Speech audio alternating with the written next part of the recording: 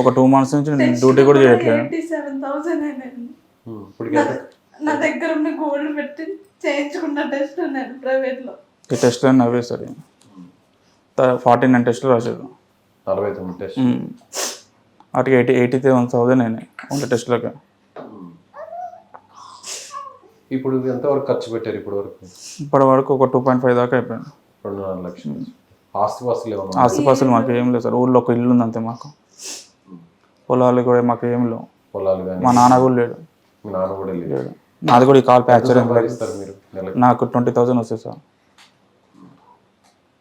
ఈ 3 నెలల నుంచి హాస్పిటల్ చుట్టూ తిరుగుతున్నారు? హాస్పిటల్ 2.5 నుంచి హాస్పిటల్లో తిరుగుతున్నాను. డాక్టర్లు ఏం చెప్పారు మరి? ఆపరేషన్ చేస్తే ఓకే సక్సెస్ అవుద్దన్నారా?